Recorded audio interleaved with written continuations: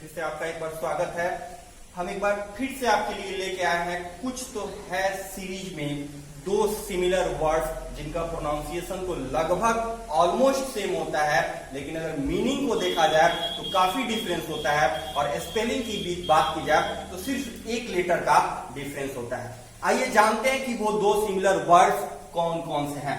पहला similar word आपका है जीन्स और दूसरा सिमिलर वर्ड जो हम आपको बताने जा रहे हैं वो भी है GENUS। GENUS।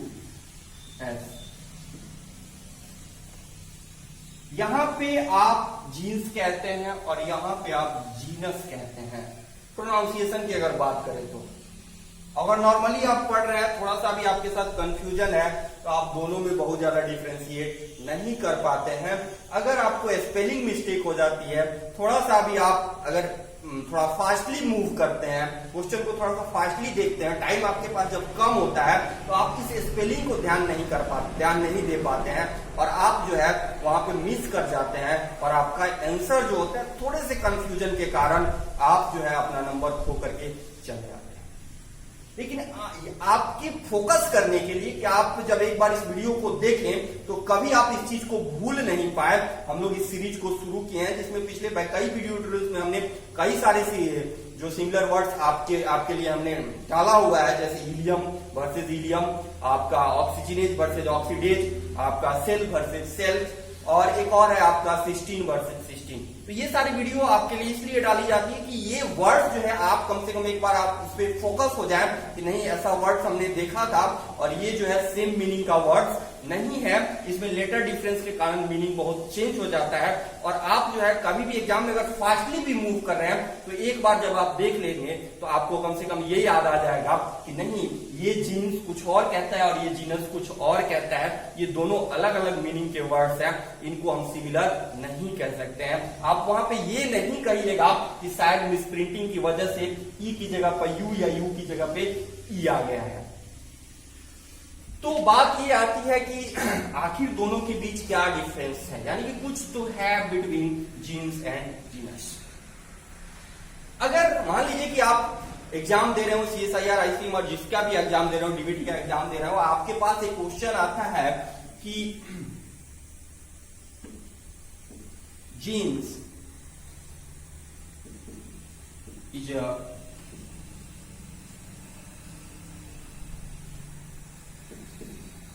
taxa that represent group of species, एंड दूसरा जो आपको लाइन दिया जाता है वो दिया जाता है genus is a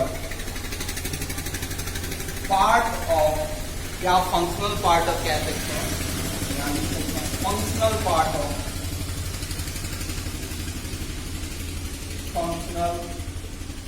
part of DNA that synthesize RNA for coding, the encode a protein by the synthesis of RNA molecule. So basically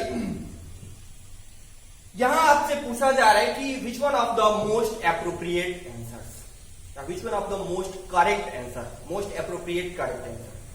यहाँ पे आपको दो यहाँ पे जो है लाइन दिया गया है, पैराग्राफ दिया गया है, दो एक्चुअली स्टेटमेंट आपको दी गई है। तीसरा स्टेटमेंट आपका दिया जाता है कि बोथ आर करेक्ट, और चौथा जो स्टेटमेंट दिया जाता है वो दिया जाता है नन ऑफ विच।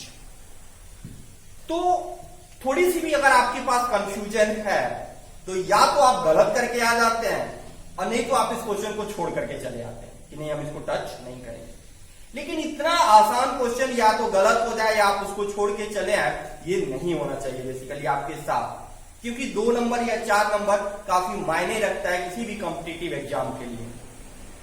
तो यहां पे अगर आपके साथ थोड़ा सा भी कंफ्यूजन है तो आपका जो आंसर आप लगाएंगे बोथ आर करेक्ट में लगाएंगे, या आप लगा देंगे कि नन ऑफ दिस। ओके।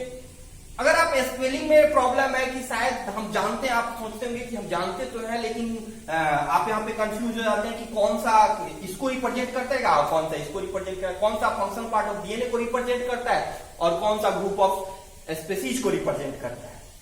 आपको दोनों पता है कि एक ग्रुप ऑफ स्पीसीज को रिप्रेजेंट करता है और एक फंक्शन पार्ट ऑफ डीएनए को पता करता है, लेकिन आप यहां जब दोनों को एक साथ देखते हैं या आप एक तो देखते हैं तो आपको थोड़ा सा कंफ्यूजन हो जाता है कि कौन सा क्या है। तो ये जो दोनों स्टेटमेंट है, यहां पे अगर देखा जाए तो यहां पे कोई भी स्टेटमेंट करेक्ट नहीं। स्टेटमेंट यानी कि आपका फाइनल आंसर जो होगा वो होगा none of these, none of these, क्योंकि ये जीनस जो है GENES, ये जीनस जो है ये टेक्सा को नहीं बल्कि फंक्शनल पार्ट ऑफ डीएनए को रिप्रेजेंट करता है, जो इनकोड करता है अ पार्टिकुलर ट्रेट और पार्टिकुलर प्रोटीन। ओके, एंड ये जीनस जो है GENES जो है ये डीएनए का फंक्शनल पार्ट नहीं है बल्कि ये ग्रुप ऑफ स्पीसीज को रिप्रेजेंट करता है। तो सिंपल सा अगर हम यहां पे चेंज कर दें, यहां पे हम डाल दें GENES और यहां पे हम डाल दें GENUS, तब आपका आंसर जो होगा वो थर्ड नंबर होगा, यानी कि बोथ आर करेक्ट। तब ये दोनों स्टेटमेंट्स करेक्ट हो जाएंगे। यानी कि ये जीनस जो है it's a functional part of DNA को रिप्रेजेंट करता है, जो कोड करता है किसी स्पेशलाइज्ड आरएनए मॉलिक्यूल्स को, जो किसी स्पेशलाइज्ड फंक्शनल के लिए रिस्पॉन्सिबल होता है, that likes mRNA messenger RNA, tRNA transfer RNA and rRNA ribosomal RNA. MRNA encode for a specialized for a particular trait or protein basically that's responsible for a particular trait representation. Okay, तो यहां पे जो बेसिकल चीज है, बेसिकल difference हम यहां पे जो ये जो जीनस है GENUS जो है वो बेसिकली रिप्रेजेंट करता है ग्रुप ऑफ स्पीसीज को।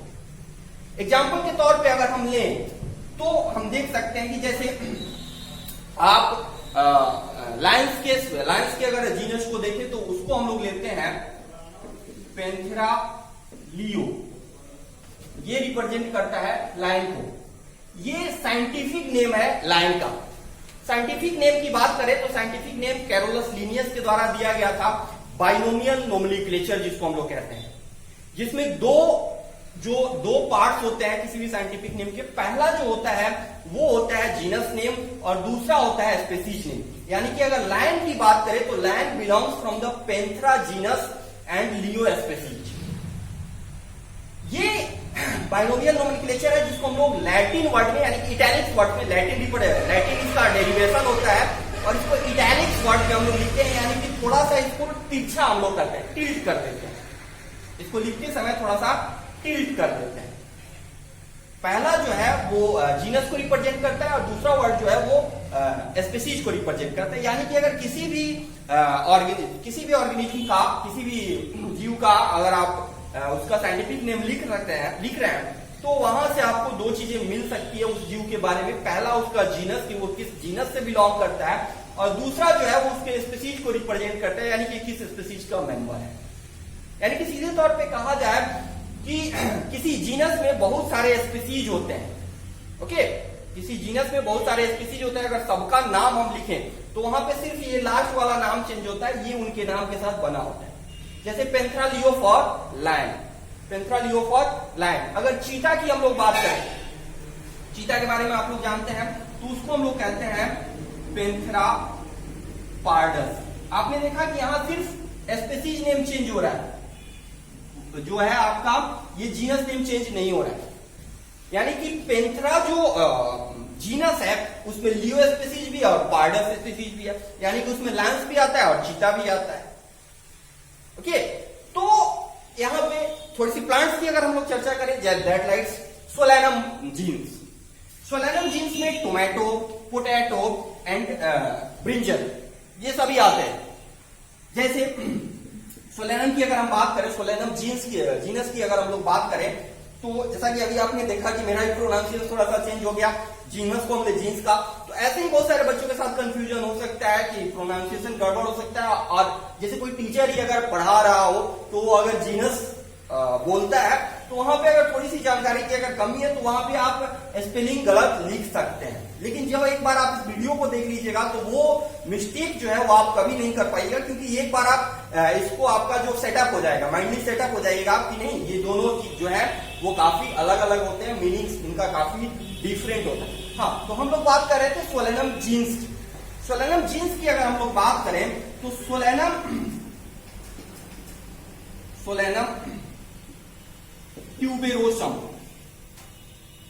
It's for potato, and Solanum